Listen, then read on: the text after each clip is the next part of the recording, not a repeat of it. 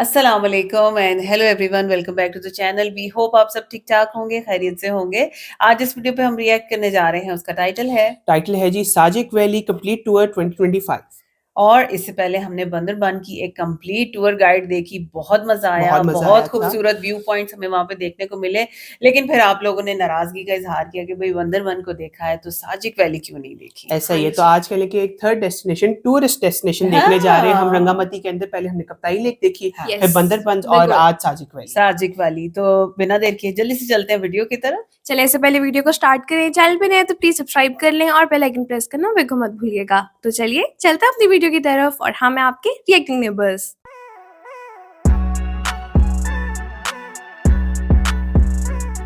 चले जी वीडियो को स्टार्ट करते हैं। 3, 2, 1 एंड गो।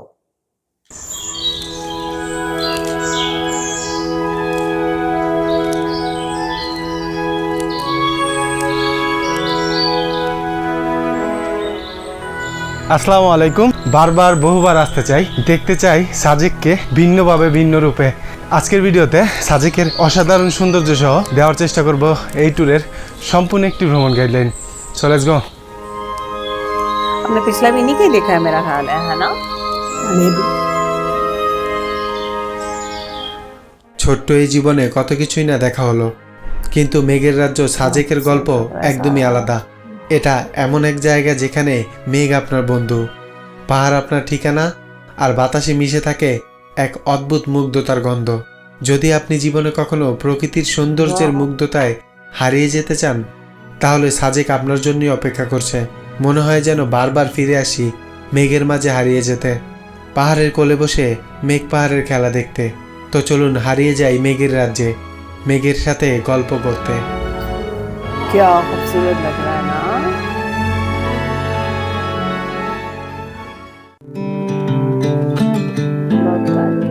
এবারে যাত্রা শুরু করছি সায়দাবাদ বাস স্ট্যান্ড থেকে। এই যাত্রায় আমরা যাচ্ছি রাত 10:30-এর নন এসি বাসে করে খাগড়াছড়ির উদ্দেশ্যে, যার ভাড়া 750 টাকা। আপনারা চাইলে এসি বাসেও যেতে পারবেন, সেক্ষেত্রে ভাড়া পড়বে 1600 টাকার মতো।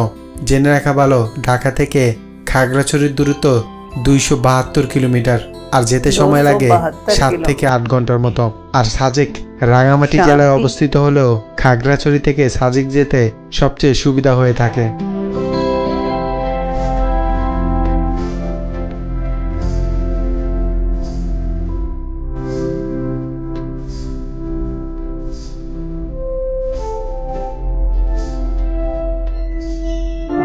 কুমিল্লার মিয়ামি রেস্টুরেন্টে আমাদের আজকের যাত্রাবিরতি দেওয়া হয়েছে। যাত্রাবিরতির হোটেলগুলোতে চাইলে কিছু খেয়ে নিতে পারেন, তবে অবশ্যই আগে থেকেই দাম জিজ্ঞেস করে নেবেন, কারণ যাত্রাবিরতির হোটেলগুলোতে খাবারের দাম কিছুটা বেশি হয়ে থাকে। 20 মিনিটের যাত্রাবিরতি শেষে আমাদের গাড়িটি আবারও ছুটে চলেছে খাগড়াছড়ির উদ্দেশ্যে।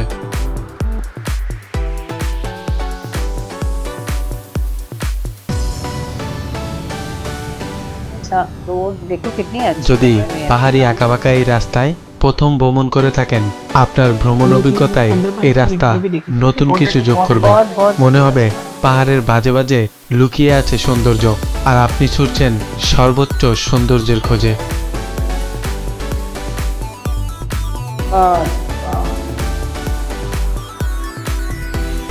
सुबह सुबह का टाइम है ना, तो वो और खूबसूरती नजर आ रही है। অলরেডি চলে আসছি খাগড়াছড়ি বাস স্ট্যান্ডে, আর বাসটি আমাদের এখানেই নামিয়ে দিয়েছে। ঢাকা থেকে প্রায় 8 ঘন্টা জার্নি করে এই খাগড়াছড়িতে আমরা চলে আসছি আর কি।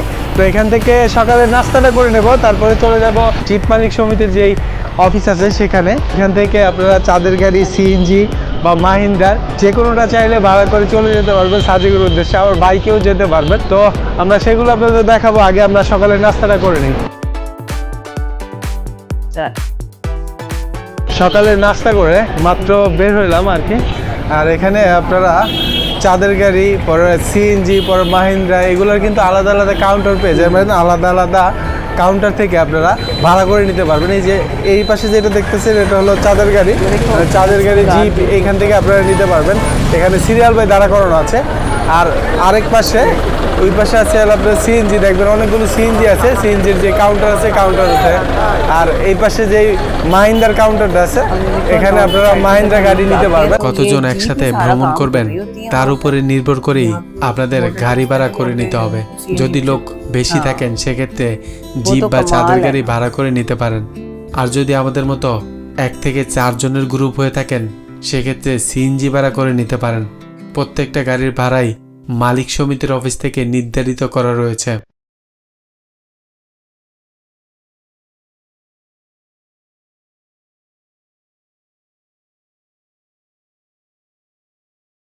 এখন ওয়েট করতেছি আমার সিএনজিটা ভাড়া করছি সেই সিএনজিটার জন্য। তা আমরা কিন্তু আগে থেকেই রিজার্ভ করে আসছি আর কি। এই যে দাদা চলে আসছে। দাদা কি অবস্থা? অবস্থা আঘাত দিলেন, কেমন আছেন? দাদা আমার খুব ঘনিষ্ঠ, মানে খুব পরিচিত অনেক আগে থেকেই। তো আপনারা যদি সাজেক যেতে চান বা খাগড়াছড়ি ঘুরে দেখতে চান তাহলে দাদার সাথে যেতে।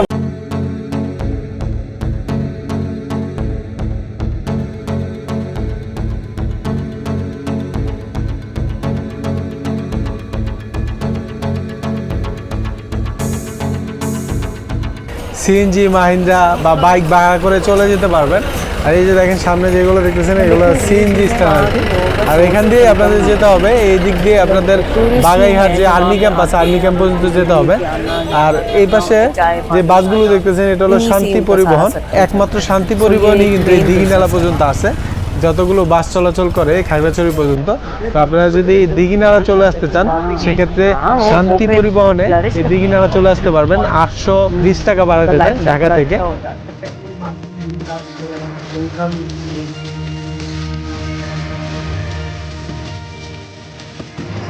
ये प्राइवेट वाली चीज ना मुझे अच्छी समझ आ প্রায় 1 ঘন্টা 30 মিনিট পর আমরা চলে আসছি খাগড়াছড়ি থেকে বাগাইহাট আর্মি ক্যাম্পের উদ্দেশ্যে। আর এই যে পিছনে দেখতেছেন এটাই হলো বাগাইহাট আর্মি ক্যাম্প।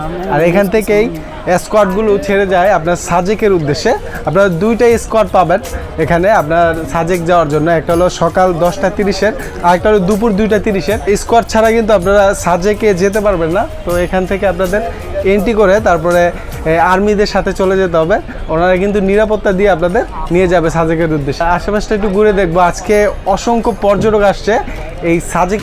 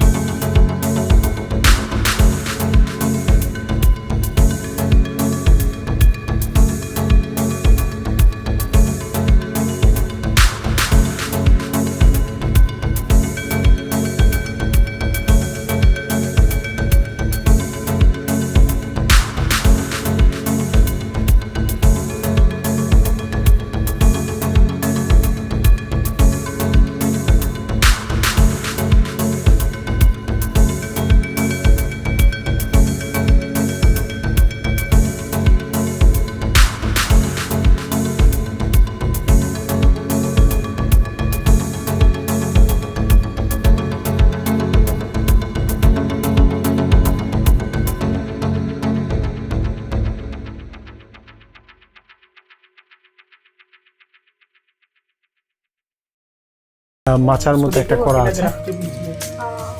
ফ্রেশ ট্রেশ হয়ে রিসোর্ট থেকে বেরিয়ে গেছি। সাজেক আস্তে আস্তে আমাদের 3টা বেজে গেছে, আর এখানে পৌঁছে তারপরে আমাদের আগে থেকে যেই রিসোর্টটা ভাড়া করা ছিল সেটাতে উঠে গেছি। এখন বেরিয়ে গেলাম দুপুরে খাওয়া দাওয়া করার জন্য। খাওয়া দাওয়ার পর চলে যাব সূর্যাস্ত দেখার জন্য কংলাক পাহাড়ের চূড়ায়, আর সেখান থেকে সবচেয়ে সুন্দর সূর্যাস্ত দেখা যায়।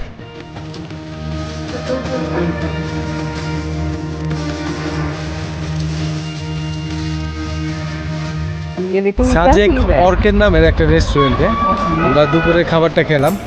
প্রায় 4:30 বেজে গেছে খাবার খেতে খেতে।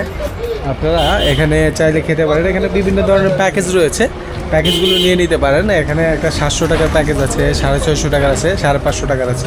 আমরা 550 টাকার নিয়েছি। দুপুরের খাবার দিয়েছে আজকে রাতেও খাবো, আগামীকাল সকালেও আমরা এখানেই খাবো। এই 3 বেলার খাবারের জন্য 550 টাকা দিতে হবে পার পার্সন আর কি। আপনারা চাইলে প্যাকেজ অনুযায়ী খেতে পারেন, এটা আপনাদের জন্য একটু সাশ্রয়ী হবে, ভালো হবে। আর যে কোনো রেস্টুরেন্টেই আপনারা প্যাকেজ কিন্তু পেয়ে যাবেন। এখন আমরা কংলাক পাহাড়ের দিকে চলে যাব।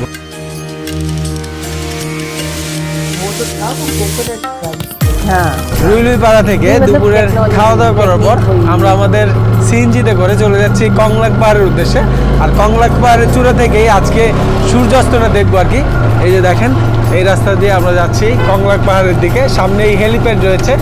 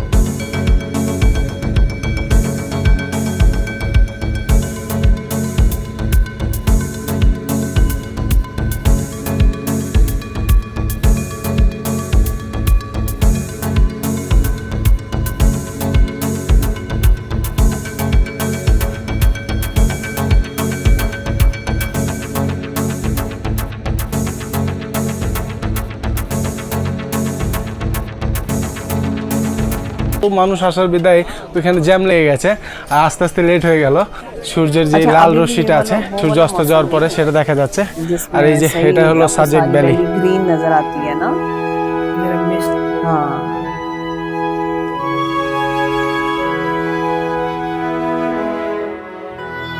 পাহাড়ের চূড়ায় দাঁড়িয়ে যখন সূর্যাস্ত যাচ্ছে, সাজেক ভ্যালি তখন এক নতুন রূপ নিতে শুরু করে। আকাশের লালিমা ধীরে ধীরে মিলে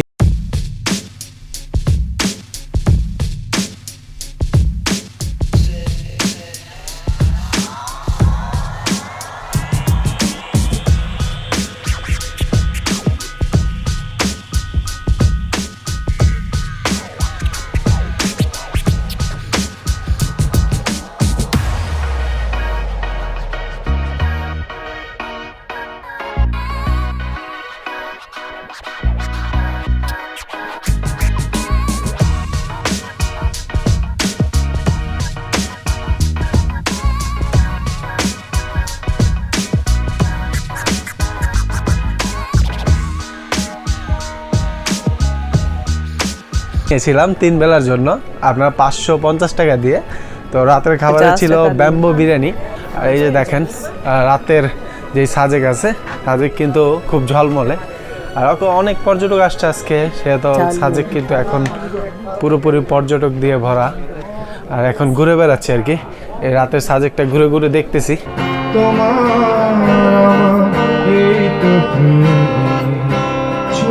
अच्छा लग रहा है ना। तो देखो फिर अपने हिसाब से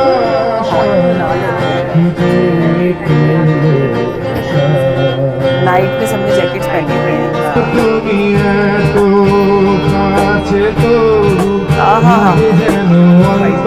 यस यस यस।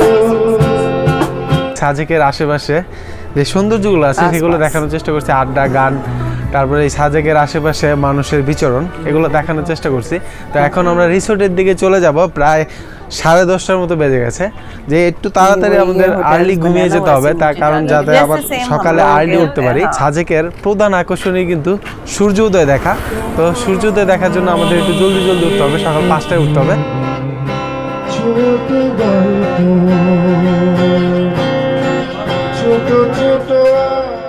যে জায়গায় সূর্যের প্রথম আলো ভোরকে করে তোলে স্বপ্নময়, এখানে ভোর মানেই প্রকৃতির এক নিখুঁত উপহার, যেখানে মেঘ, সূর্যের আলো আর সবুজ পাহাড় মিলে তৈরি করে স্মরণীয় এক মুহূর্ত।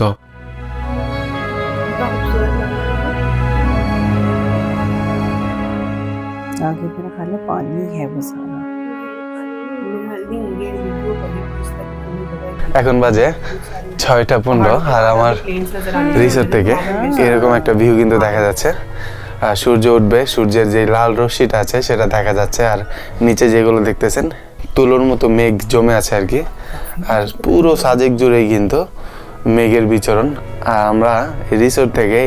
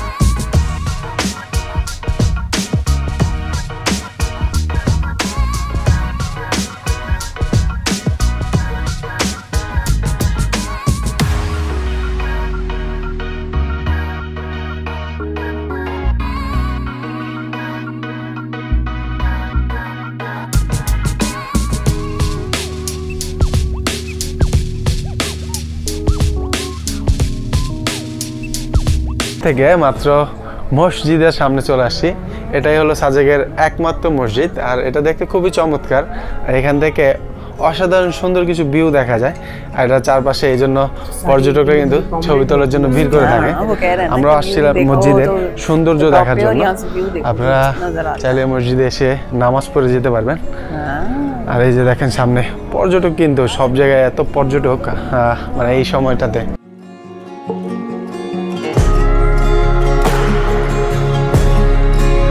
कितने अच्छे लग रहे हैं ना।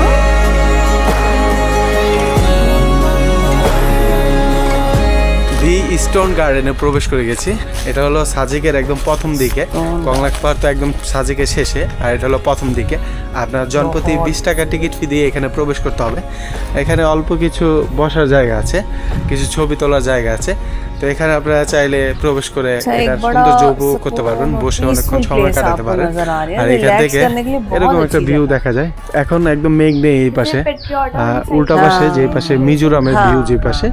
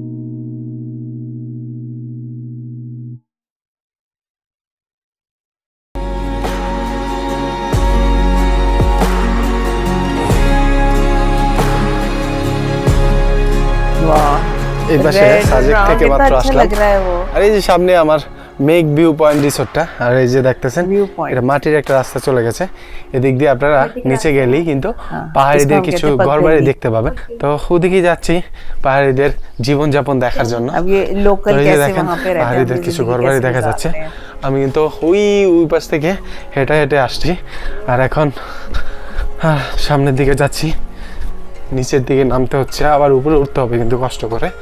আর এই যে দেখেন সামনেই কিন্তু রয়েছে পাহাড়িদের কিছু ঘরবাড়ি, এই দেখেন ये देखो घर এখানে बने हैं किसी के। কিছু ঘরবাড়ি রয়েছে, ছোট্ট Water tank। একটা গ্রামের মতো আর কি।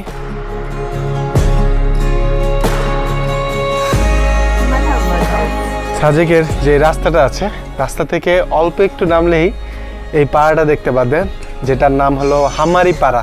এখানে 7টা ফ্যামিলি বসবাস করে।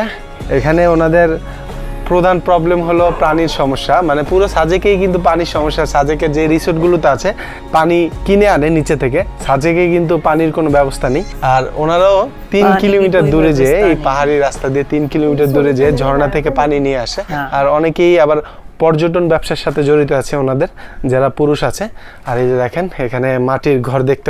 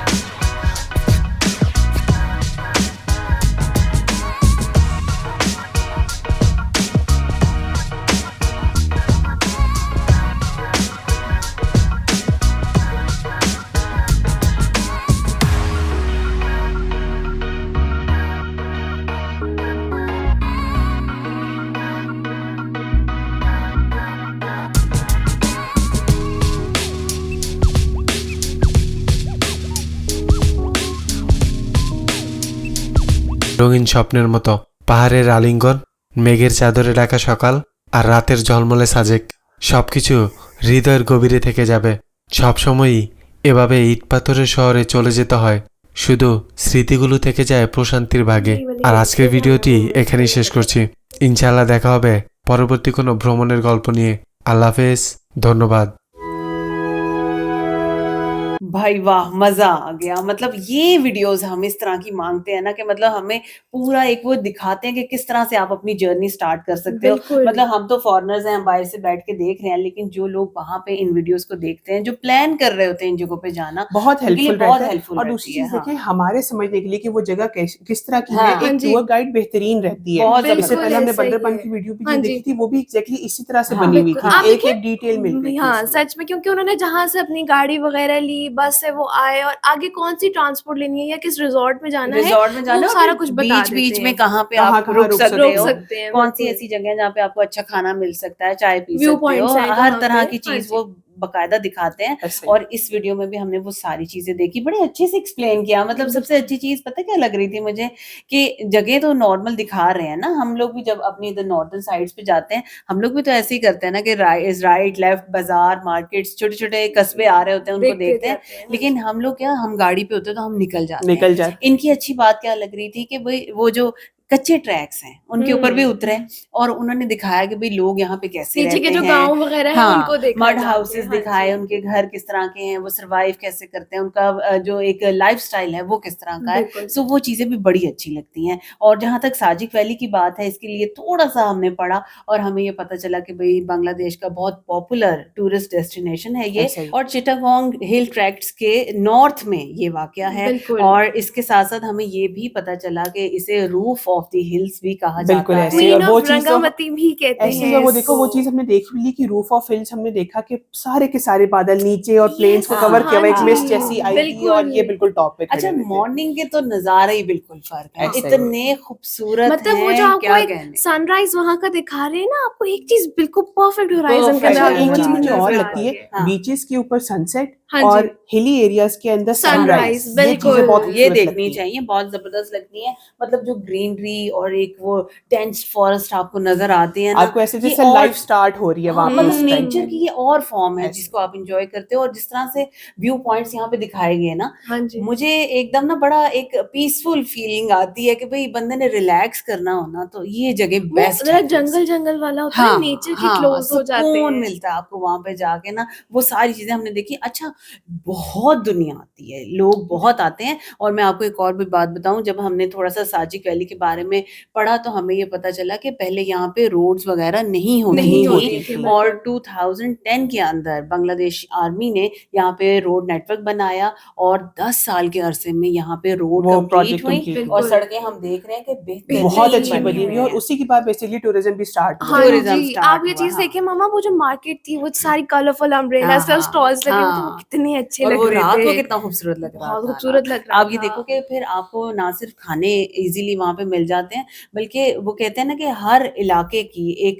खास डेलिकेसी होती हाँ है। जी। वहाँ के एक तरीका फ़र्क होता है, वही चावल, दाल, सालन, मुर्गी, मछली लेकिन सब उनका आप जो खाते वो हो। बैम्बू में से बैम्बू सर्व में करने का से, तरीका था वो हाँ, किस कदर वो यूनिक कितना था। तो वो अच्छा आप था। देखिए ना, हमने देखा वो प्रॉपर बैम्बू के अंदर डाल के उसको बारबेक्यू कर रहे थे। बारबेक्यू कर रहे थे, तो उसका जो एक अरोमा आएगा वो टेस्ट ही डिफरेंट हो टेस्ट Different जाता होगा। है डिफरेंट ना। होगा, बिल्कुल। वंडरफुल वीडियो, बहुत मजा आया हमें ये वीडियो देख के। और हमें साथ-साथ इस चीज़ के बारे में भी पता चला कि भई इन जगहों पे आप ऐसे नहीं जा सकते, आपको परमिट लेके परमिट लेके जाना जाना पड़ता है, क्योंकि यहाँ पे आर्मी की परमिशन के बगैर आपकी एंट्री नहीं हो सकती, बिकॉज़ के इंडियन स्टेट मिज़ोरम बिल्कुल यहाँ पे बहुत करीब है। सो आर्मी की परमिशन के साथ ही आप यहाँ पे परमिट चाहिए ट्रैवल कर ऐसा ही। सकते हैं। आपको, बिल्कुल, वंडरफुल वीडियो, बहुत मजा आया। बाकी आप हमें कुछ बताना चाहते हैं जो हम नहीं समझ पाए, सो प्लीज़ हमें ज़रूर गाइड कीजिएगा। आज की वीडियो कैसी लगी, हमारा रिएक्शन कैसा लगा, ज़रूर बताइएगा। अगर अच्छा लगा हो तो वीडियो को लाइक और चैनल को सब्सक्राइब करना बिल्कुल मत भूलिएगा। मिलते हैं आपसे अगली वीडियो में, बहुत ख्याल रखिए।